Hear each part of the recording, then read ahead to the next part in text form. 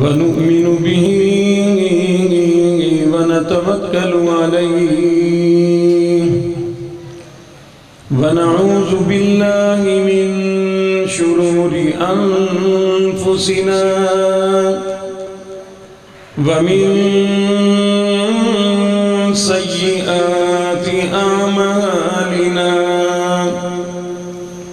من يهده الله فلا مضل له ومن يضلله فلا هادي له ونشهد أن لا إله إلا الله وحده لا شريك له ونشهد أن سيدنا وسندنا ونبينا وشفيعنا وهادينا ومرشدنا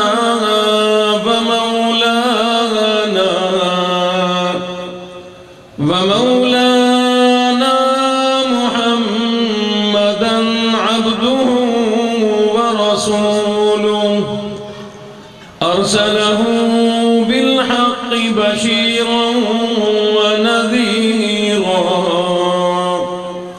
صلى الله تعالى عليه وعلى آله وأصحابه وأزواجه وذرياته وبارك وسلم تسليما كثيرا كثيرا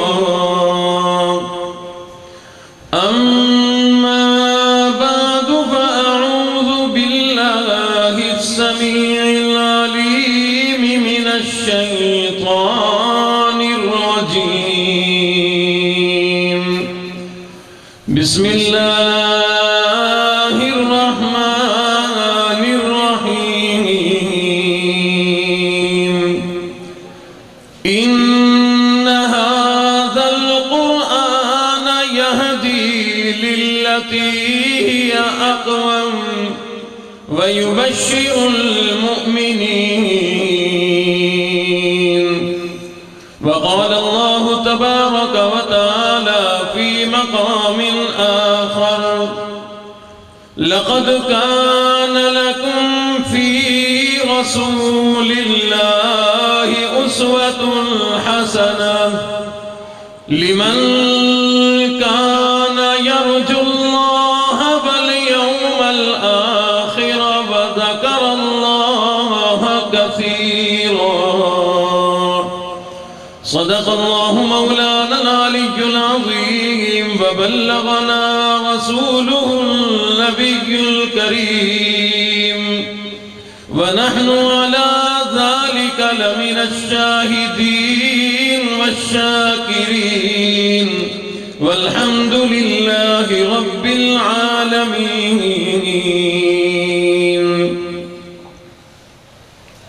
تمام حضرات جس قدر عقیدت محبت سے تشریف لائے ہیں اتنی ہی محبتوں کے ساتھ بلند آواز سے نماز والا درود پاک پڑھ لیں.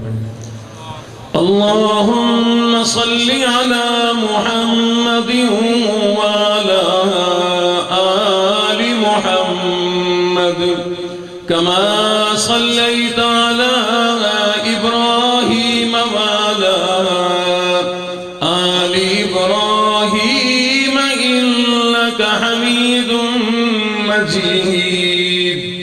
اللهم بارك على محمد وعلى آل محمد كما باركت على إبراهيم وعلى آل إبراهيم إنك حميد مجيد.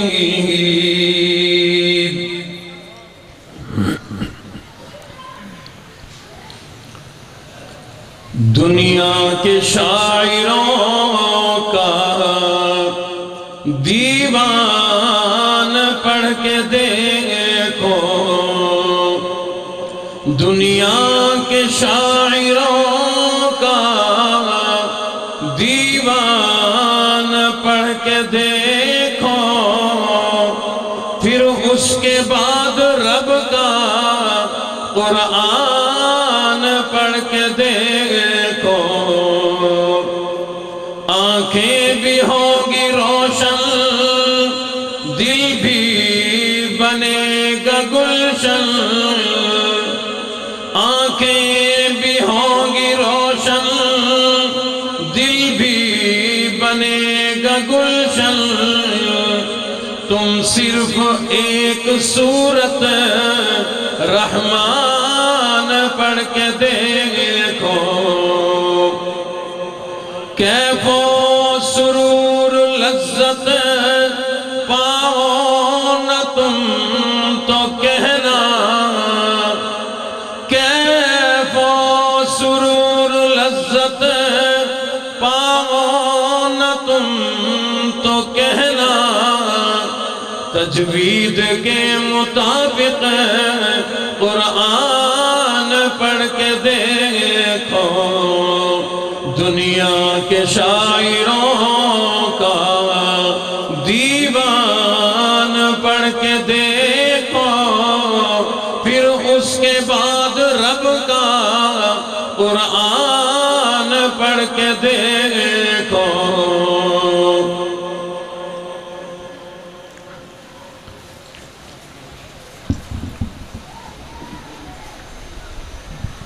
قابل ذی وقار حضرات علماء کرام طلباء اعزام اہلیان علاقہ معززین علاقہ محترم بزرگوں غیور نوجوانوں آپ کے سامنے کثیر تعداد میں یہ طلباء موجود ہیں کہ جن کی خوشی میں آج ہم لوگ شریک ہیں خوشی کس بات کی ہے خوشی اس بات کی ہے کہ انہوں نے اپنے رب کی عنایتوں سے رب کی مہربانی سے رب کے فضل و کرم سے اس رب کے کلام اللہ قرآن مجید کو اپنے سینے میں بسا لیا یہ بہت بڑی دولت ہے اور یہ دولت بے طلبوں کو نہیں ملا کرتی جو طلب کرے جو محنت کرے جو محبت کرے اللہ اسی کو یہ دولت عطا فرماتے ہیں ہم سب لوگ خوش نصیب ہیں کہ ان قرآن والوں کی خوشی میں شریک ہیں دعا ہے اللہ ہم سب کی شرکت کو آپ حضرات تشریف لائے آپ کا آنا میری حاضری اللہ اپنی بارگاہ میں قبول فرمائے استاد محترم حضرت اقدس قاری محمد طیب حنفی دامت برکاتہم العالیہ کا حکم تھا جس کی بدولت حاضری کا اللہ نے مجھے شرف بخشا گو کہ آج کل سفروں کی مصروفیات ایسی ہے کہ وقت کی ترتیب نہیں بنتی تھی لیکن استاد ہیں استادوں کے لیے سب کچھ کرنا پڑتا ہے جنہوں نے ہمیں دین سکھایا دینی دیگر معاملات سکھائے ان کا احسان تو ہم زندگی بھر نہیں بھلا سکتے اور جس ادارے میں آپ موجود ہیں یہ جامعہ قاسمیہ اسی قاری صاحب کے ادارے جامعہ حنفیہ کی شاخ ہے شاخ اتنی اعلیٰ تو خود وہ ماں مدرسہ جو ہے جامعہ حنفیہ وہ کتنا اعلیٰ ہوگا وہاں کے فارغ التحصیل جو حضرات ہیں وہ بہتر جانتے ہیں علماء اور دینی طبقہ اللہ رب العزت ان دو اداروں سمیت حضرت کے تمام ادارے اور سرزمین پر جہاں کہیں بھی قرآن اور حدیث کے ادارے موجود ہیں اللہ سب کی حفاظت فرمائے قابل ذی وقار دوستوں رب کائنات کی ہم لوگوں پر ان گنت نعمتیں انعامات اور احسانات ہیں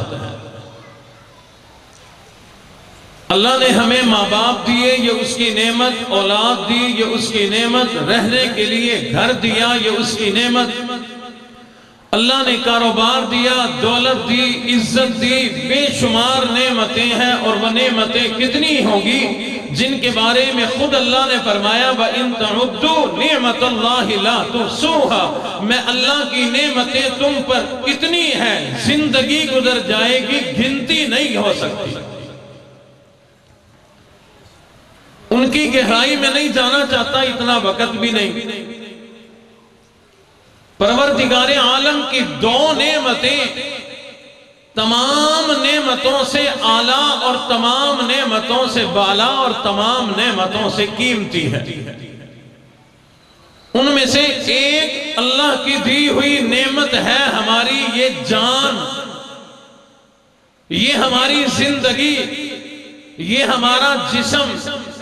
یہ جان اتنی بڑی نعمت ہے، اتنی بڑی نعمت ہے، اللہ نہ کرے، اللہ کبھی بھی کسی کے ساتھ ایسا نہ کرے، اگر یہ جان جوکھوں میں پڑ جائے، کسی مشکل میں پھنس جائے، اللہ نہ کرے۔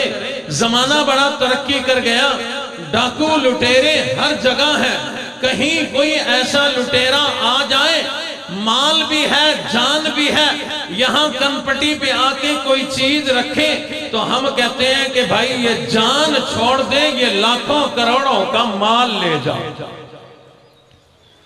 یہ جان اتنی قیمتی کہ اس کے لیے ہم زندگی بھر کی کمائی بھی لٹانے کو تیار ہو جایا کرتے ہیں کہ مال پھر بن جائے گا، یہ جان دوبارہ نہیں آنی۔ یہ جان بڑی قیمتی، اور اس جان کی ہم نے حفاظت کرنی ہے، کرتے بھی ہیں۔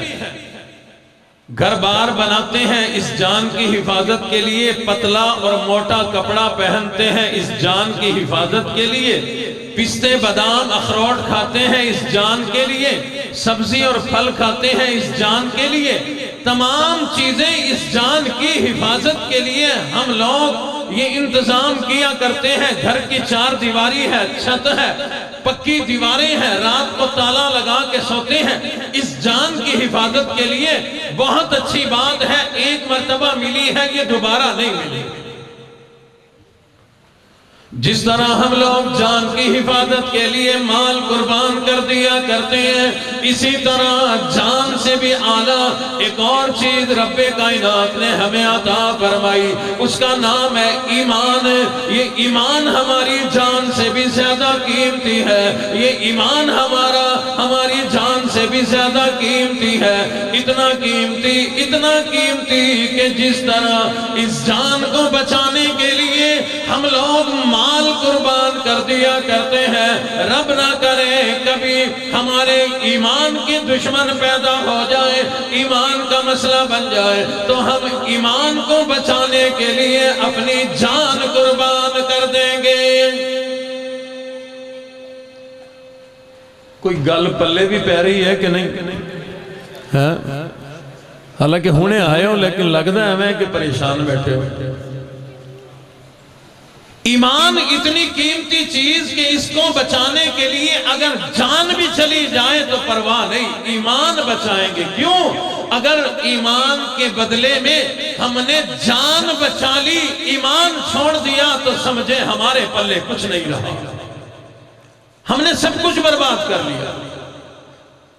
ظاہری طور پر ہم اپنی جان کی حفاظت کے بھی اسباب اپنایا کرتے ہیں، گھر بار بنایا کرتے ہیں، اپنی برادری میں اکٹھے بیٹھا کرتے ہیں، دوستوں کے ساتھ رہا کرتے ہیں، تاکہ اللہ نہ کرے کوئی مشکل آ جائے اس جان پہ تو حفاظت ہو سکے۔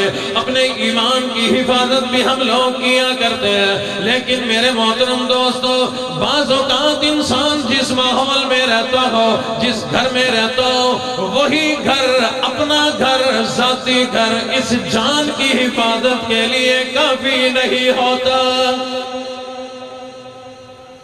کئی لوگ ایسے کوئی جرم ایسا کر بیٹھے، ان پہ کوئی پرچہ ہو گیا، 302 کا پرچہ ہو گیا، وہ پولیس کے ہاتھوں آنا نہیں چاہتا، اگر ان کے ہاتھ نہیں آتا تو اپنے گھر بھی نہیں جاتا، مفرور ہو جاتا ہے۔ لوگ کہتے ہیں گھر کیوں نہیں آتا؟ وہ کہتا ہے کہ اس وقت میرا گھر میری حفاظت نہیں کرے گا، مجھے کہیں اور روپوش ہونا پڑے گا۔ بعض اوقات موقع ایسا بن جایا کرتا ہے کہ اپنا ہی گھر جان اور ایمان کی حفاظت کے لیے کافی نہیں ہوا کرتا، انسان کو کہیں اور جانا پڑتا ہے، باہر نکلنا پڑتا ہے۔ اس کی میں ایک دو مثالیں دے کر اگلی باتوں کی طرف آنا چاہتا ہوں، اگر توجہ رکھیں گے یہ شروع کی باتیں سمجھ میں آ گئی، تمام باتیں سمجھ میں آ جائیں گی۔ چند نوجوان ہیں، چند نوجوانوں نے ایمان قبول کر لیا، ایمان والے بن گئے، بلکہ یوں کہوں صحیح ایمان والے بن گئے۔ یہ حضور علیہ السلام سے پہلے کے زمانے کی بات ہے، عیسیٰ علیہ السلام کے زمانے کے بعد کی بات ہے۔ یہ لوگ تمام کا تمام علاقہ مشرک اور کافر بنا پھرتا ہے، لیکن چند نوجوان ایمان والے بن گئے جنہیں اصحاب کہف کہا جاتا ہے۔ ایمان والے جو بنے، بادشاہ کو پتہ چل گیا، بادشاہ نے اپنے دربار میں بلا لیا، ایمان والوں کو کہنے لگا، او نوجوانوں، یہ جو تم نے نیا ایمان قبول کر لیا، یہ ایمان چھوڑ دو ورنہ میں تمہاری جان لے لوں گا۔ رپیٹ اس کی کم رکھو بھی، ساؤنڈ والے کہا آپ کو میں نے۔ بادشاہ کہنے لگا یہ ایمان چھوڑ دو ورنہ جان لے لوں گا۔ پتہ چلا دراصل لوگ ہمارے ایمان کے دشمن ہوتے ہیں، جان کے نہیں ہوتے۔ اس ایمان کی وجہ سے ہماری جان لینا چاہتے ہیں۔ یہ جو لوگ کہتے ہیں جی امریکہ ہمارا دشمن، روس ہمارا دشمن، برطانیہ ہمارا دشمن، یہودی ہمارے دشمن، وہ ہماری جان کے دشمن نہیں ہے، دراصل ایمان کے دشمن ہے۔ ایمان کی وجہ سے وہ غصے میں جان لینا چاہتے ہیں۔ آج فلسطین اور غزہ کے لوگ کیوں پٹ رہے ہیں، کیوں مار کھا رہے ہیں؟ اسرائیلی دراصل جان کے دشمن کوئی نہیں، ایمان کے دشمن ہیں۔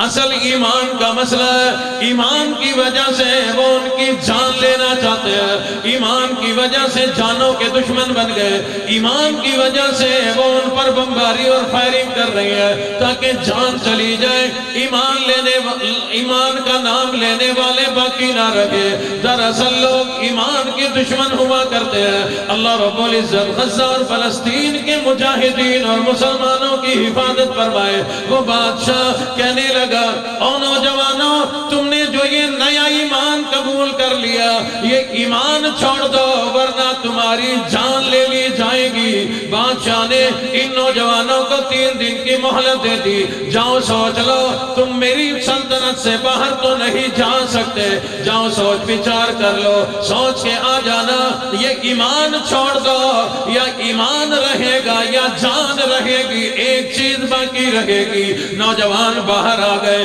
باہر آ کے مشورہ کرنے لگے، لوگوں بتلاؤ کیا کریں، جان بچائیں یا ایمان بچائیں؟ ان میں سے کہنے لگا یہ بھی کوئی مشورے کی جگہ ہے، چلو اپنے گھروں کی طرف چلتے ہیں، گھر جا کے تسلی سے سوچ بچار کریں گے۔ ان میں سے ایک سمجھدار بولا، آج ہمارا گھر ہماری جان اور ایمان کی حفاظت نہیں کرے گا۔ گھر بھی گئے، مسئلہ یہی رہے گا، پھر بھائی کیا کریں؟ ان میں سے ایک کہنے لگا، وہ دیکھو سامنے غار نظر آتی ہے۔ کہف غار کو کہتے ہیں، یہ اصحاب کہف کے لوگ ہیں۔ 15ویں سپارے میں ان کا ذکر ہے، اللہ رب العزت نے قرآن مجید میں ان کا تذکرہ فرمایا۔ ایک نے کہا غار میں چلو، تنہائی میں بیٹھ کے مشورہ کریں گے۔ سارے لوگ غار میں پہنچ گئے، واقعہ آپ نے سنا ہوا، تفصیل میں میں نے نہیں جانا۔ غار میں چلے گئے، مشورہ کرنے لگے، یہ لوگ کو بتلاؤ جان بچائیں یا ایمان بچائیں؟ ظاہراً نظر یہ آتا ہے یا ایمان بچے گا یا جان بچے گی، ایک چیز بچانی پڑے گی، مشورہ دو، ان میں قیمتی چیز کیا ہے، ہم کیا چیز بچائیں؟ انہی میں کہا کرتا ہوں ایک سمجھدار بھی تھا، وہ کہنے لگا ایمان کس پہ لائے ہو؟ یہ کہنے لگے اللہ کی ذات پر ایمان لائے ہیں، اس رب کی ذات پر ایمان لائے ہیں، اس وحدہ لا شریک کی ذات پر ایمان لائے ہیں۔ وہ نوجوان کہنے لگا جس ذات پہ ایمان لائے ہو، جس رب پہ ایمان لائے ہو، اسی کے سامنے جھولی پہ لاؤ، اے मुमकिन है वो हमारी जान की भी हिफाजत करे, ईमान की भी हिफाजत करे। कहने लगे जी ये बहुत अच्छा मशवरा, बहुत अच्छी बात।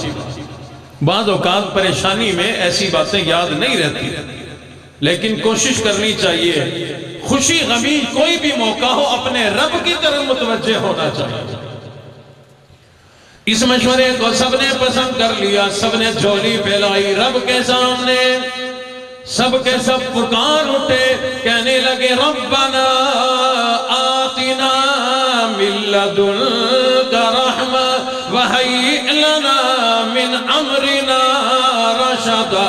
ऐ हमारे रब, ऐ हमारे परवरदिगार मेहरबानी फरमा, हमें कोई सीधा रास्ता दिखा, हमारे ऊपर मेहरबानी फरमा, हमारी जान की भी हिफाजत फरमा, हमारे ईमान की भी हिफाजत फरमा।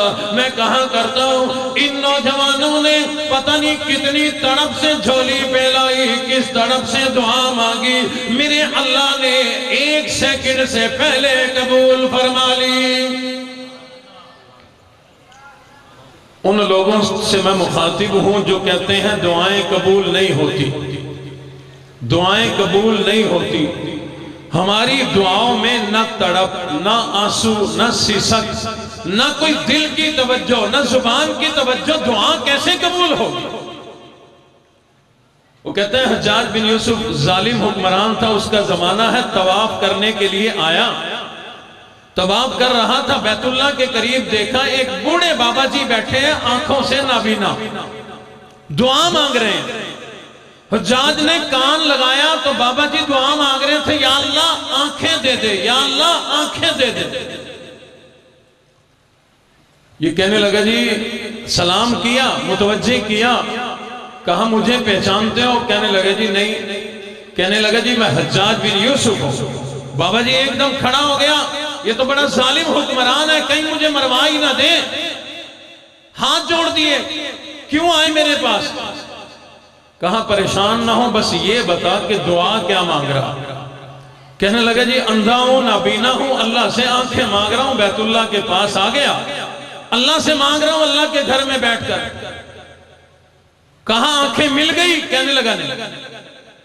कहा अच्छा ऐसे हैं कि मेरे 3 चक्कर तवाफ के हो गए, बाकी रह गए 4, ये 4 पूरे होते तक तेरी आंखें आ गई तो ठीक है, वरना तुझे कत्ल करा दूंगा। पहले आंख का मसला था, अब जान का मसला बन गया। पहले आंखें नहीं थी, अब जान जाती नजर आती।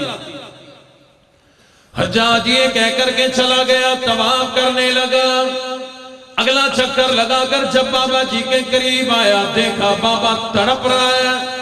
पहले आंखों का मसला था, अब जान का मसला बन गया। अगला चक्कर लगा के आया, बाबा जी को देखा, और ज्यादा तड़प आ गई, और ज्यादा आंसू निकल आए। अगला चक्कर लगा के आया, देखा बाबा जी और ज्यादा मछली की तरह तड़प तड़प के दुआएं कर रहे हैं, अल्लाह से रो रो कर आंखें मांग रहे हैं। मौला पहले तो मेरी आंखों का मसला था, अब तो जान चली जाएगी, तड़प तड़प के दुआएं मांग रहे हैं। तवाफ पूरा किया, हज्जाज उस बाबा जी के करीब आ गया और आकर के कहने लगे, ओ बाबा जी सुनाओ क्या बना? कहने लगा अल्हम्दुलिल्लाह मेरी आंखें ठीक हो गई। कहने लगा बाबा जी झूठ तो नहीं बोल दे? और बाबा जी कहने लगे झूठ बोल के तेरे को लेना की मैं? ये देखो ये बैतुल्लाह है, ये काला रंग है, ये सफेद है, सारी जब निशानियां बताई, हज्जाज कहने लगा जैसे तुम दुआ पहले मांग रहे थे, सारी जिंदगी भी मांगते रहते, आंखें नहीं मिल रही थी। तुम्हें जब जान का मसला बना, जो तुमने तड़प, जो सिसक, जो आंसू, जो अपनी बिलबिलाहट रब को दिखाई, तो रब ने तुम्हारी चंद मिनटों में दुआ कबूल फरमा ली। अर्ज मैं ये कर रहा था कि उन नौजवानों ने पता नहीं किस तड़प से दुआ मांगी, झोली फैलाई रब के सामने, रब्बना आतिना मिन लदुनका रहमतन वहय्यि लना मिन अमरिना रशदा। ऐ हमारे परवरदिगार हमारी जान की भी हिफाजत फरमा, हमारे ईमान की भी हिफाजत फरमा। रब्बे कायनात ने सेकंडों से पहले उनकी दुआओं को बड़े अजीब अंदाज में कबूल قبول فرما لیا. آپ لوگوں کے گھروں میں بچے ہیں, جو بزرگ بیٹھے ہیں بچے کھلائے بھی ہوں گے, اپنی گود میں سلائے بھی ہوں گے, لیکن خاص طور پر مائیں اپنے چھوٹے بچوں کو خاص طور پر جب سلایا کرتی ہیں, وہ اپنے بچے کی گردن لے کے, چہرہ لے کے, اپنے ٹانگ پہ, ران پہ, اپنی گود میں رکھ کر مائیں بچے کے کان پہ, چہرے پہ, سر پہ ہاتھ بھی مارتی جاتی ہے, لوری بھی سناتی جاتی ہے. بچہ ماں کی مامتا, ماں کی محبتوں بھری لوری سنتا ہے. 6 گھنٹے مزے سے سوتا ہے, 8 گھنٹے مزے سے سویا کرتا ہے, ساری رات وہ سویا پڑا رہتا ہے. پروردگار عالم نے قرآن مجید میں یہی نقشہ ارشاد فرمایا جب انہوں نے میں اللہ سے مدد طلب کی, میں اللہ سے رحمت طلب کی, میں اللہ نے فَضَرَبْنَا عَلَىٰ آذَانِهِمْ, اللہ فرماتے ہیں میں اللہ نے ان کے کانوں پہ ہاتھ مار مار کے لوری دے دے کے سلا دیا. ایک پیاری اماں محبتوں سے بچے کو لوری دے کے سلائے, بچہ ساری رات میٹھی نیند سویا کرتا ہے. ماں کی مامتا میں, ماں کی محبت میں اتنا پیار ہے, اتنی مٹھاس ہے, بچہ ساری رات سویا کرتا ہے. جنہیں لوری دے کے میرے اللہ نے سلایا ہو ان کو کتنی میٹھی نیند آئی ہوگی, وہ کتنا عرصہ تک سوئے ہوں گے. کیا وہ 1 رات تک سوئے؟ نہیں. کیا 1 مہینے تک سوئے؟ نہیں. کیا 1 سال تک سوتے رہے؟ نہیں. اللہ رب العزت نے ارشاد فرمایا وہ ماؤں کی لوریے ہیں, وہ ماؤں کی محبتیں ہیں. جب بچہ 1 رات سویا کرتا ہے, جنہیں میں اللہ میٹھی نیند لوری دے کے سلاؤں, وہ 309 سال تک سوتے رہے. 309 سال تک وہ سوئے رہے. اللہ انہیں کروٹیں بھی دلاتے رہے, اللہ نے بھوک بھی نہیں لگنے دی. ایسی میٹھی نیند سلایا, 309 سال سو گئے. اس دوران میرے اللہ نے انہیں سلایا, باہر کا نقشہ تبدیل فرما دیا. جب انہوں نے جھولی پھیرائی تھی باہر, ان کی جان کے دشمن تھے, ایمان کے دشمن تھے, یعنی کفار تھے, مشرکین تھے. جب رب کائنات نے انہیں سلا کر جگایا, اٹھایا, اس وقت اللہ نے باہر کا نقشہ تبدیل کر دیا. اب بادشاہ بھی ایمان والا, اب رعایا بھی ایمان والے, باہر کا تمام ماحول ایمان والا, یہ بھی ایمان والے. اب نہ ان کی جان کا دشمن ہے, اب نہ ان کی ایمان کا دشمن ہے. اگر آپ برداشت کریں ایک واقعہ اور سنا دوں. آپ کے پاس تو کھلا ٹائم ہے, ٹائم تھوڑا میرے پاس ہے. ماشاءاللہ اللہ میرے بزرگوں کو سلامت رکھے, اللہ عافیت والی لمبی زندگی عطا فرمائے. یہ نوجوان تو سن کے تھکے ہوتے ہیں نا جی. یہ بزرگ جو ہیں ہمارے پاس کبھی کبھی آتے ہیں, ہم ان کے پاس کبھی کبھی آتے ہیں تو بڑی محبتیں ملتی ہیں. اور میری خوش نصیبی یہ ہے کہ میرا کیمرہ مین بڑی محبت سے سن رہا ہے. کیمرہ مین محبت سے نہیں سنتے, کیمرہ مین اور ساؤنڈ والا ہمیں بٹھا کے دونوں اپنے کان کو موبائل لگا لیتے ہیں. انہوں نے پتا ہوں مولوی نے تھکنا نہیں تو ساڑھا ہون کوئی کام نہیں. آپ کی محبتیں اللہ سلامت رکھے. یہ واقعات, یہ مثال میں اس چیز کی سنا رہا ہوں کہ بعض اوقات اپنا ہی گھر جان ایمان کی حفاظت نہیں کیا کرتا. مکہ مکرمہ ہے, میرے اور آپ کے نبی رسول اللہ صلی اللہ علیہ وسلم کی ذات اقدس ہیں. اللہ نے فرمایا محبوب مکہ چھوڑ دو, مدینہ منورہ چلے جاؤ, ہجرت کرو. مولا کیوں؟ اللہ فرماتے ہیں یہ تمہاری جان ایمان کے دشمن بن گئے. راستے میں کھڈے یہ کھودتے ہیں, کنکر پتھر یہ مارتے ہیں, جھاڑیاں آپ کے راستوں میں یہ رکھتے ہیں, گندگی یہ ڈالتے ہیں. انہوں نے کون سی تکلیف ہے جو آپ کو نہیں پہنچائی, لہٰذا یہ رہنے نہیں دیتے, مدینہ منورہ چلے جاؤ, وہ آنے نہیں دیں گے. اگر محبت ہو صرف ایک جملہ سنانے لگا ہوں تصور سے. اللہ نے فرمایا یہ رہنے نہیں دیتے, وہ آنے نہیں دیں گے. مدینہ منورہ والے کب تک رکھیں گے, کب تک نہیں آنے دیں گے؟ اللہ فرماتے ہیں میرے محبوب قیامت آ جائے گی مدینے والے آنے نہیں دیں گے۔ آج بھی مدینہ منورہ میں آرام فرما ہے۔ اللہ رب العزت نے ارشاد فرمایا میرے حبیب نبی یہاں پر آپ کی جان کے دشمن ہو گئے، آپ کے ایمان یعنی نبوت کے دشمن بن گئے، لہذا یہاں سے چھوڑ دو، مکہ مکرمہ چھوڑ دو، مدینہ منورہ چلے جاؤ۔ حضور علیہ السلام نے حضرت ابو بکر صدیق کو ساتھ لیا، ہجرت کا سفر شروع کر دیا۔ ہجرت کے سفر کا آغاز بڑے عجیب انداز میں کیا۔ امام الانبیاء کو حکم ہے مکہ چھوڑ کر مدینہ منورہ چلے جاؤ، لیکن امام الانبیاء مکہ چھوڑ کر غار ثور پہ جا رہے ہیں۔ غار ثور مدینہ منورہ کے راستے پہ کوئی نہیں، الگ راستہ ہے۔ امام الانبیاء غار پہ چڑھ رہے ہیں، غار پہ جا رہے ہیں، بڑا لمبا تفصیلی واقعہ میں نے اس میں نہیں جانا۔ یا اللہ کے حبیب نبی آپ ادھر کہاں چلے؟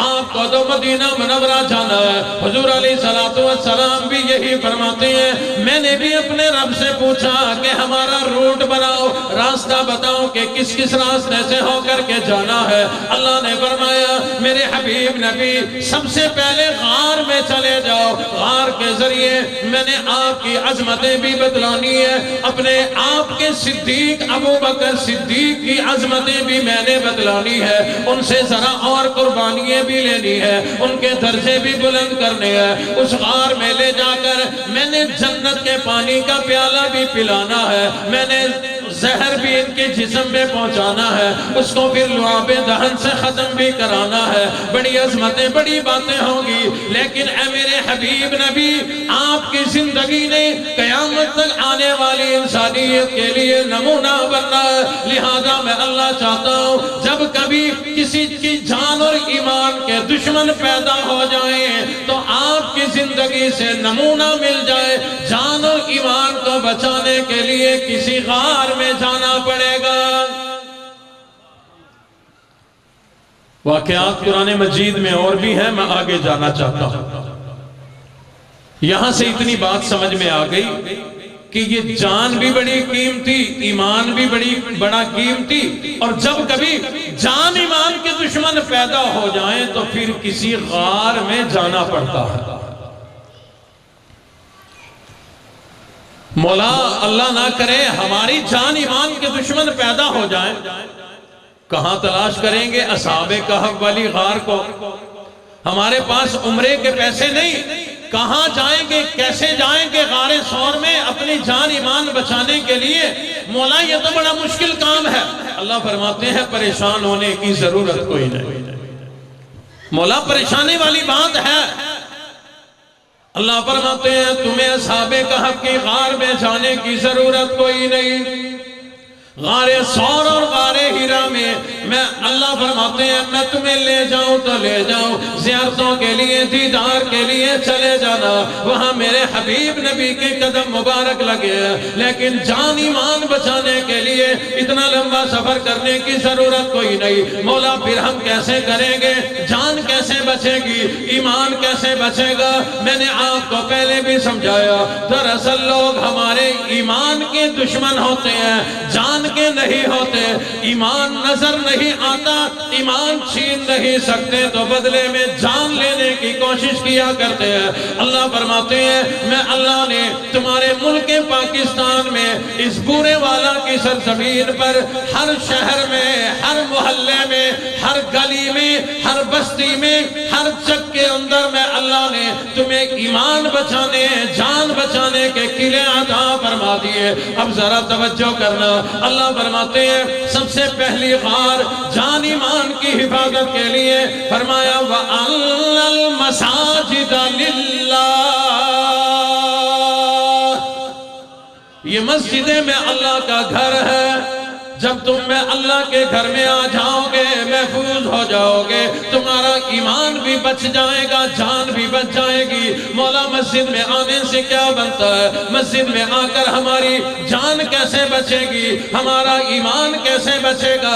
اللہ فرماتے ہیں مسجد میں جب آنا شروع کرو گے، اگر تم پہلے سے ایمان والے کوئی نہیں، مراد یہ کہ شریعت کی باتوں کا پتہ کوئی نہیں، ابھی تم ننھے بچے ہو، نابالغ بچے ہو، مسجد میں آؤ گے وضو کرنا آ جائے گا، مسجد میں آؤ گے پاکی ناپاکی پتہ چل جائے گی، مسجد میں آؤ گے وہاں تبلیغ والے تمہیں بتائیں گے کہ اللہ سے سب کچھ ہونے کا یقین دل میں بساؤ، تمہیں اللہ کا یقین آ جائے گا۔ مسجد میں آتے رہو گے، نماز پڑھنی آئے گی، نماز کی ابتدان شکل بنانی آئے گی، پھر نماز کے تمہیں فرائض پتہ چل جائیں گے، نماز کی سنت اور واجب پتہ چل جائیں گے، بڑھتے چلے جاؤ گے۔ آئے گا جمعہ کا دن، جمعہ والے دن خطبے میں امام صاحب آپ کو بڑی قیمتی دین کی باتیں بتائیں گے، تمہارا ایمان بھی محفوظ ہوتا چلا جائے گا۔ جس کا ایمان بچ گیا وہ ایمان جان کی خود حفاظت کیا کرتا ہے۔ مساجد میں جب آئیں گے، مساجد سے بڑی چیزیں ملا کرتی ہیں، دین کی، ایمان کی، شریعت کی۔ آج آپ مسجد میں اللہ کے گھر میں آئے بیٹھے ہیں، مجھ سے بہت بہتر علماء اکرام کے بیانات آپ سنیں گے انشاءاللہ۔ بالخصوص حضرت اقدس قاضی ارشد الحسینی صاحب، اللہ ان کا سایہ تادیر ہمارے سلوں پہ سلامت رکھے، جب ان کا آپ نور پر نور آپ بیان سنیں گے، آپ کو مزہ بھی آئے گا، ایمان بھی اچھلے گا، بڑھے گا، بلند ہوگا، جس کی وجہ سے ایمان بھی محفوظ، جان بھی محفوظ۔ اللہ رب العزت فرماتے ہیں سب سے پہلے تو یہ مسجدیں ہر گلی میں ہے، ہر محلے میں ہے، یہاں تمہارا آنا جانا لگا رہے، جو آتا جاتا رہے گا، 5 ٹائم میں اللہ کے حضور جو سجدہ کرتا رہے گا، اللہ کی غیبی طاقت و مدد اسے مل جایا کرے گی، اس کا ایمان بھی بچے گا، جان بھی بچے گی۔ اللہ فرماتے ہیں آ لوگو، اللہ والوں کی خانقاہوں میں آیا جایا کرو، اللہ والے تمہیں رب کی ذات پر ایمان بتائیں گے، ساتھ میں اپنے نبی کی سنتیں بتائیں گے، اپنے نبی کے طریقوں والی زندگی بتائیں گے، آنا جانا لگا رہے گا۔ صلحاء کے چہرے کی زیارت کرو گے، صرف زیارت کرنے پہ ثواب مل جائے گا۔ کتنے واقعات ہیں، اللہ والوں کی صحبت میں چند لمحوں کے لیے بیٹھے، اللہ نے زندگی بدل دی، ایمان بڑا مضبوط کر دیا۔ اگلی بات کی طرف چلتا ہوں، رب کائنات کی طرف سے اشارے موجود ہیں قرآن و حدیث میں۔ اللہ فرماتے ہیں ان دینی جماعتوں سے جڑ جاؤ، دین والوں سے جڑ جاؤ، اللہ والوں سے جڑ جاؤ، جو ان سے جڑ گیا ویسے ہی ایمان محفوظ ہو جایا کرتا ہے۔ یہ دین والے، دینی جماعتوں والے سب سے پہلا جملہ یہی سکھایا کرتے ہیں کہ اللہ سے سب کچھ ہونے کا یقین۔ سنا یہ جملہ آپ نے؟ جب دن رات اس جملے کو بولیں گے ویسے ہی ایمان بڑا پکا ہو جائے گا، ایمان مضبوط تو جان بھی محفوظ۔ اسی طرح سے یہ قرآن کے مدرسے، یہ دین کے مدرسے، یہاں آنا جانا لگا رہے۔ میں کہا کرتا ہوں اس مدرسے میں اپنے ایک بچے کو داخل کرا دے، ایک بچے کی وجہ سے صرف بچے کا نہیں پورے خاندان کا ایمان محفوظ ہو جائے گا۔ ان بچوں کے والدین آئے بیٹھے ہیں جی یہاں پر، کوئی ذرا ہاتھ کھڑا کریں میں دیکھوں۔ ماشاءاللہ، جزاکم اللہ، اللہ آپ کو خوش رکھے۔ میں دیکھنا چاہ رہا تھا ان کے کوئی سرپرست آئے ہیں کہ نہیں۔ اگر آپ کا بچہ اس مدرسے میں نہ ہوتا، پتہ نہیں آپ آتے یا نہ آتے، شاید نہ آتے، دل میں آتا جی میرے بڑے ضروری کام ہے، یہاں آئے، آپ کا بچہ اس مدرسے میں ہے، بچہ مدرسے میں ہے، پتہ نہیں بچے کو میری بات سمجھ آ رہی ہے کہ نہیں آ رہی، اس بچے کی وجہ سے آپ کو میری بات سمجھ آ رہی ہے۔ یہ ایک بچہ بنا آپ کو یہ گفتگو سنوانے کا، اس ماحول میں لانے کا، علماء کی زیارت کرانے کا، اور پھر بچوں کی عادت ہوتی ہے مدرسے میں پڑھیں یا سکول میں وضو کا طریقہ سیکھ کے گئے، گھر جا کے اماں کو سکھا رہے ہوتے ہیں، بہن بھائیوں کو سکھا رہے ہوتے ہیں، ابا کو سکھا رہے ہوتے ہیں، حالانکہ بچے کو نہیں پتا کہ ان سب کو آتا ہے۔ مدرسے کی، اسکول کی ہر بات جا کے گھر کیا کرتے ہیں، آج یہ ہوا، آج استاد نے یہ سکھایا، آج یہ بتایا، تو پڑھایا ایک بچے کو جا رہا ہے، داخل ایک بچہ ہوا، الحمدللہ اللہ کا نظام ہے، اس کی بدولت پورے خاندان کا ایمان محفوظ ہونا شروع ہو جاتا ہے۔ آخری اور بڑی قیمتی بات عرض کرنے لگا، قرآن مجید بھی ہمارے ایمان اور جان کی حفاظت کا قلعہ ہے۔ بزرگ تو میری باتوں کو فوراً ہاں کر رہے ہیں، نوجوانوں کی سمجھ میں سوکھی بات نہیں آتی۔ تعلیم کا دور ہے نا جی آج کل، اس لیے پڑھے لکھے نوجوانوں کو سمجھانا بڑا مشکل ہے۔ نوجوان کہیں گے قرآن مجید کو تو خود ہم سنبھالا کرتے ہیں، اللہ نہ کرے مسجد میں کسی ہاتھ سے پھسلا نیچے گر گیا ہمیں اٹھانا پڑتا ہے، مٹی آ گئی ہمیں جھاڑنی پڑتی ہے، اور مولوی بتا رہا ہے کہ یہ قرآن ہماری حفاظت کرے گا۔ ایک واقعہ عرض کرتا ہوں، حضرت ابو ہریرہ رضی اللہ تعالیٰ عنہ فرماتے ہیں صدقے کا کچھ مال آیا ہوا تھا، حضور نے فرمایا اے ابو ہریرہ تمہاری باری ہے حفاظت کی، یعنی رات کو چوکی دارہ پہرہ داری تمہاری ہوگی۔ عرض کی آقا میں تیار ہوں۔ فرماتے ہیں رات کا ٹائم میں کھڑا ہو گیا، پچھلا پہر جو آیا تو ایک چور آ گیا، مال جو اٹھانے لگا فرماتے ہیں میں نے پکڑ لیا، میں نے جو گرفتار کیا گھسیٹنے لگا اس کو تو وہ میری منت کرنے لگا، کہنے لگا غریبوں ناداروں مفلسوں ضرورت میں چوری میں نے کر لی، میں نے بلا وجہ نہیں آیا، منت اور سماجت کرنے لگا۔ حضرت ابو ہریرہ فرماتے ہیں مجھے ترس آ گیا، میں نے چھوڑ دیا، لیکن صحابہ اکرام اپنی زندگی کی ہر بات ہر کارگزاری امام الانبیاء کی خدمت میں پیش کیا کرتے تھے۔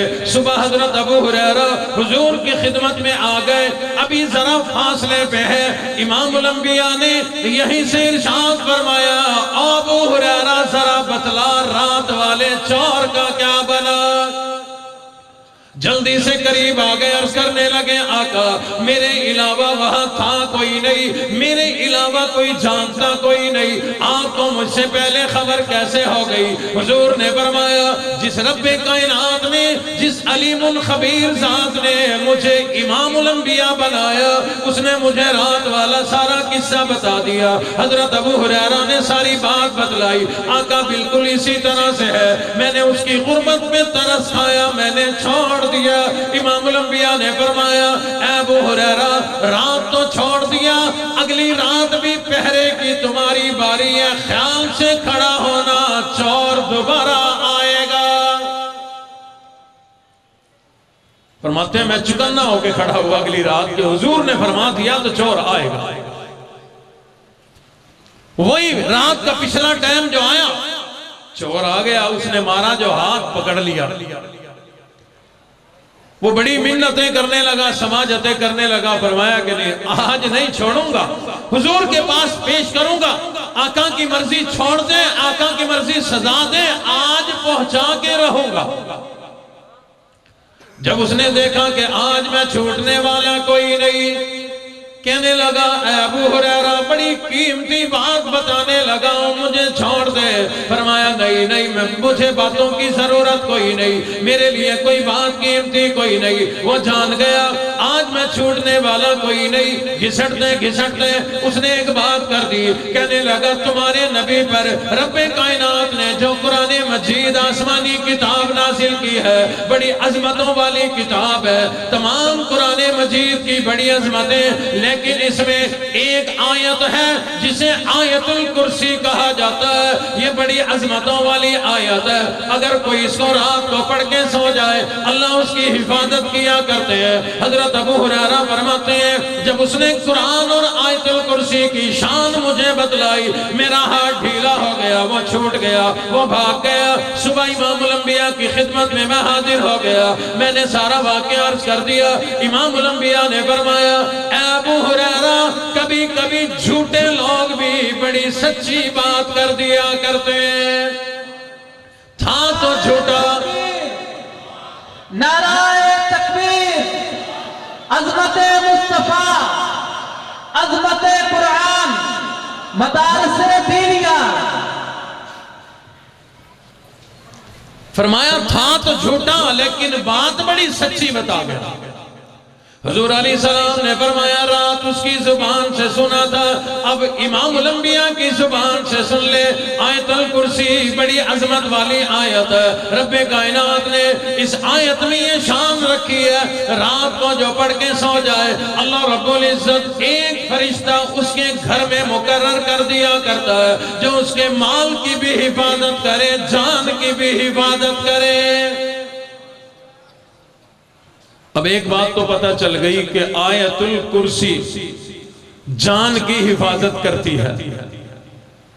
آیت الکرسی اگر اس جان کی حفاظت کر سکتی ہے تو باقی قرآن نہیں کر سکتا. اور پتہ سانو بھی ہے جدوں جان دا روڑا پہ جاوے ڈاکٹر کہہ دے کہ ہن اللہ اللہ کرو پھر مسیتوں بچے آندے ہیں. ساڑھے گھر ویسے کسی نو اجازت نہیں ملتی آن دی مولوی نو، مولویاں دے بچیاں نو، قرآن آلیاں نو. ساڑھے گھر کوٹھی چے آگئے انہوں نے سارا فرش خراب کرتا، یہ کرتا وہ کرتا. لیکن جب جان کا مسئلہ بنے پھر قرآن والے آیا کرتے ہیں. یہ میں نے اس لیے بات کر دی معذرت کے ساتھ، میرا کوئی ایسا تجربہ نہیں. جب تک ایسی بات نہ کریں بندوں کی توجہ نہیں بنتی. ایک آیت الکرسی اگر جان بچاتی ہے تو پورا قرآن نہیں بچائے گا. تو سمجھ میں آ گیا نا کہ قرآن ہماری جان کی حفاظت کا ذریعہ ہے. اور یہی آیت الکرسی 5-7 منٹ کی میری گفتگو ہے، آپ نے توجہ رکھنی ہے. یہی آیت الکرسی جو جان بچاتی ہے. مجھے اپنا بچپن یاد آ گیا. چھوٹے ہوتے ہوئے کہیں سے رات کے وقت گلی محلے سے گزرتے ہوئے خوف آتا تھا نا. خوف کس کا تھا سوائے جن کے؟ اور کس کا خوف ہو سکتا تھا؟ جو ہی ذرا خوف آتا تھا زبان پر آیت الکرسی جاری ہو جاتی تھی، ہم بے خوف ہو جایا کرتے تھے. آپ کا بھی یہ تجربہ ہوگا. تو یہ جان کی حفاظت کرتی ہے. میں عرض کیا کرتا ہوں یہی آیت الکرسی جان کی بھی حفاظت کرتی ہے، ایمان کی بھی حفاظت کرتی ہے. میرے کہنے سے اپنے علاقے کے، اپنے مسلک کے، اپنی قریب کی مسجد کے کسی مستند عالم سے ایک مرتبہ اسی آیت الکرسی کا ترجمہ سمجھ لے، اس آیت الکرسی کی تفسیر سمجھ لے. ایک مرتبہ جس کی سمجھ میں آیت الکرسی کی تفسیر آ گئی، ترجمہ آ گیا، تشریح آ گئی، سمجھو ایمان بھی محفوظ ہو گیا. کیونکہ پوری آیت الکرسی میں میرے اللہ کی توحید ہے، میرے اللہ کی عظمتیں ہیں. جس کی سمجھ میں رب آ گیا اس کی سمجھ میں سب آ گیا. آیت الکرسی کی اتنی بڑی شان ہے، پورے قرآن مجید کی کیا شان ہوگی. اسی لیے میں کہا کرتا ہوں میرے محترم دوستو، آپ میں سے جو حافظ قرآن ہے، خاص طور پر طلباء تو ہے، علماء تو ہے، میں مجمع عام سے مخاطب ہوں. عام میں جو حافظ ہیں اگر کاروبار میں چلے گئے اللہ آپ کے کاروبار میں ترقی و برکتیں عطا فرمائے، لیکن قرآن کو چھوڑنا نہیں، روزانہ پڑھا کرو. جو روزانہ پڑھے گا ایمان بھی محفوظ، جان بھی محفوظ ہو جائے گی. اور آپ کو پتہ نہیں، میں آپ کو مختصر وقت میں آج نہیں بتا سکتا کہ قرآن مجید کی تلاوت کرنے سے رب کائنات کتنی رحمتوں کا نزول فرمائیں گے، کتنی برکتوں کا نزول فرمائیں گے. دنیا بھی بنے گی، آخرت بھی بنے گی، یہ زندگی بھی کامیاب ہو جائے گی، وہ زندگی بھی کامیاب ہو جائے گی. جو ناظرہ پڑے ہوئے ہیں اپنی اپنی دکانوں پہ بیٹھا کرتے ہو، وہی ایک قرآن مجید رکھ لو.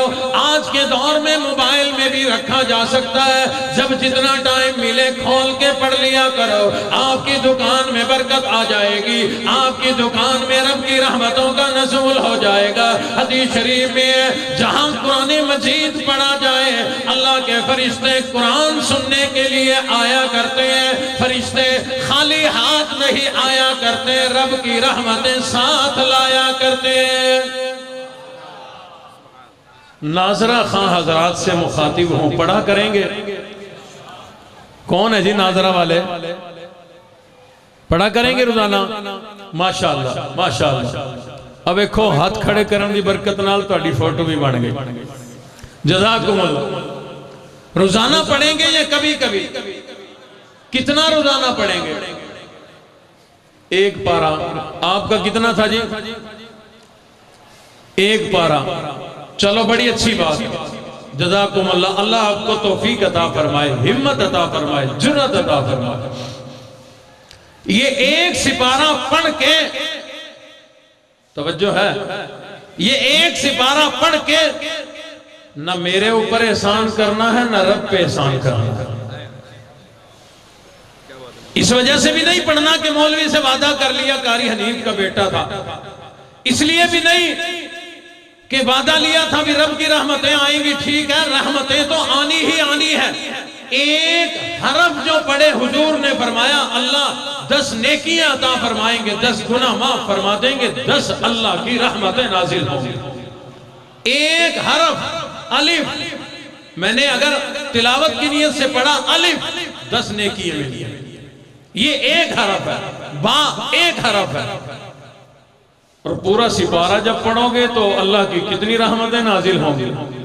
اور جب پڑھنا شروع کرو گے نا 2-4 مہینے مسلسل پڑھو گے، پھر اللہ روزانہ 2 سپارے پڑھنے کی توفیق عطا فرمائیں گے.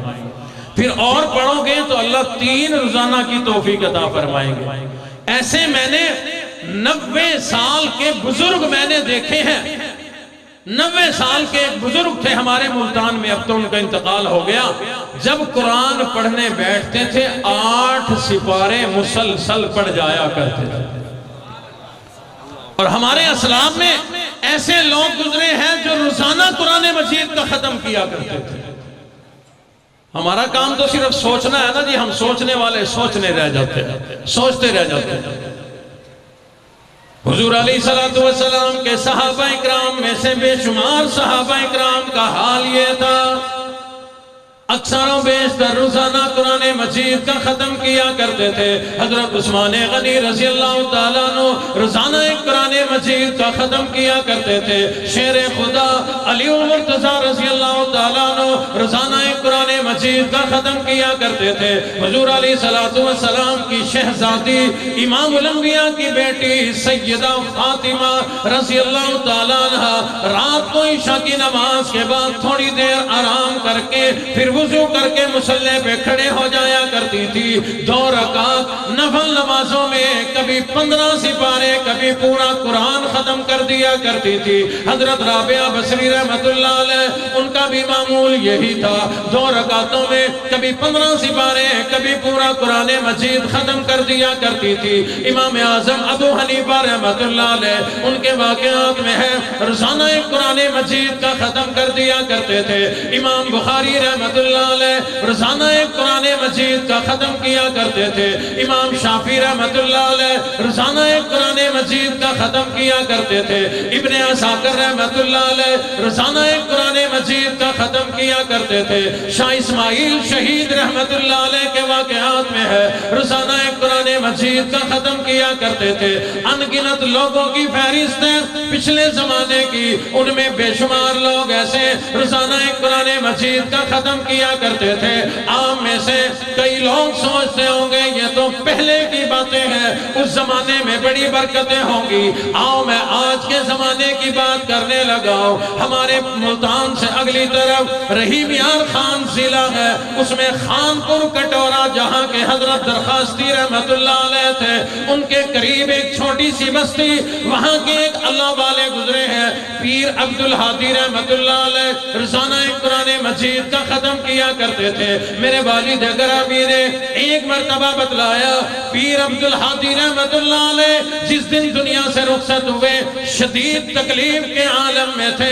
اس تکلیف کے عالم میں بھی دنیا سے جاتے جاتے 16 سپاروں کی تلاوت کر کے گئے ہیں. ہم لوگ تو آسانیوں کے زمانے میں قرآن مجید پڑھنے کے عادی کوئی نہیں. میرے والد گرامی فرمایا کرتے تھے ایک زمانہ تھا پنکھا بھی نہیں ملتا تھا، آج کولر ہے اے سی ہے پھر بھی قرآن پڑھنے میں ہمیں مزہ نہیں آتا.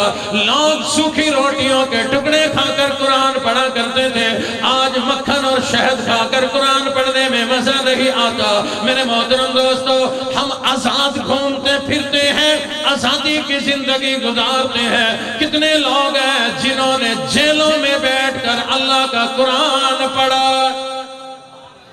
میرے والد گرامی حضرت قاری حلیم ملتانی رحمت اللہ علیہ کے استاد محترم اور پیر و مرشد سید حسین احمد مدنی رحمت اللہ علیہ وہاں جیل میں ہے۔ جیل میں رہتے رہتے رمضان کا مہینہ قریب آ گیا۔ اس وقت حضرت مدنی عالم تو تھے، حافظ قرآن نہیں تھے۔ جیل کے قیدیوں کو کہنے لگے، آ لوگوں، حافظ میں بھی کوئی نہیں، حافظ تم بھی کوئی نہیں، رمضان کا مہینہ قریب آ گیا، لگتا یہ ہے کہ اس مرتبہ رمضان بغیر قرآن کے گزر جائے گا۔ لیکن جو ہی رمضان کا مہینہ قریب آیا، انہوں نے شیخ مدنی نے ہمت کر کے ایک سپارہ زبانی یاد کر لیا۔ اگلے دن رمضان کا چاند نظر آ گیا، رات کو تراویحوں میں کھڑے ہو کر ایک سپارہ سنا دیا۔ اگلے دن ذرا ہمت جرت کر کے کر لیا، رات کو سنا دیا۔ اگلے دن تیسرا سپارہ یاد کیا، رات کو سنا دیا۔ یہ سلسلہ چلتا رہا، چلتا رہا، چلتا رہا۔ ایک دن آیا، ادھر اللہ کا رمضان ختم ہوا، ادھر حضرت مدنی کا قرآن ختم ہو گیا۔ مولانا اعظم طارق شہید رحمت اللہ علیہ 108 دن جیل کی کال کوٹڑی میں گزار کر جب رہائی مل گئی باہر آ گئے۔ کارکنوں نے آگے بڑھ کر استقبال کر دیا۔ کارکنوں نے پوچھا، اللہ والے ہم نے سنا بڑی مشقت کا ٹائم گزار کے آئے ہو، ذرا بتلاؤ تو صحیح جیل میں کیسی رہی؟ فرمانے لگے مشقت تو بڑی تھی، کال کوٹڑی تھی، 108 دنوں میں ہم نے سورج نہیں دیکھا، ہم نے چاند نہیں دیکھا، بڑی مشقت والی زندگی گزار کے آیا، لیکن الحمدللہ جو مزہ اب کے آیا آج سے پہلے نہیں آیا۔ لوگوں نے کہا، اللہ والے ادھر مشقت ہے ادھر مزہ، یہ کیسی باتیں کرتے ہو؟ فرمانے لگے تم جانتے ہو 108 دن جیل میں رہ کے آیا ہوں، ان 108 دنوں میں میں نے 108 قرآن کے ختم کر دیے۔ نعرہ تکبیر، عظمت قرآن، شان مصطفیٰ۔ الحمدللہ ہمیں آسانی بھی ہے، ہر چیز کی فراوانی بھی ہے۔ محترم دوستو، عادت بنائے قرآن مجید سے اپنا تعلق جوڑے، قرآن مجید سے اپنا تعلق محبت کا رشتہ جوڑے۔ یہ قرآن ہمارے ایمان کی بھی حفاظت کرے گا، جان کی بھی حفاظت کرے گا۔ جن حضرات کے یہ بچے بیٹھے ہیں انہیں بار بار مبارک ہو، آپ کے بچے دین والے بن گئے، قرآن والے بن گئے۔ اللہ انہیں بھی استقامت عطا فرمائے، آپ کو بھی استقامت عطا فرمائے۔ جن کے بچے نہیں پڑھتے شوق پیدا کریں، کہیں نہ کہیں ایک بچہ تو اپنا مدرسے میں داخل کرائیں تاکہ وہ بچہ پورے خاندان کی مغفرت کا ذریعہ بنے۔ کوشش فرمائیں گے تمام حضرات، اللہ جزائے خیر عطا فرمائے، اللہ آپ کے جذبے قبول فرمائے۔ جو کچھ کہا سنا اللہ عمل کی توفیق عطا فرما دیں۔ وآخر دعوانا ان الحمدللہ رب العالمین۔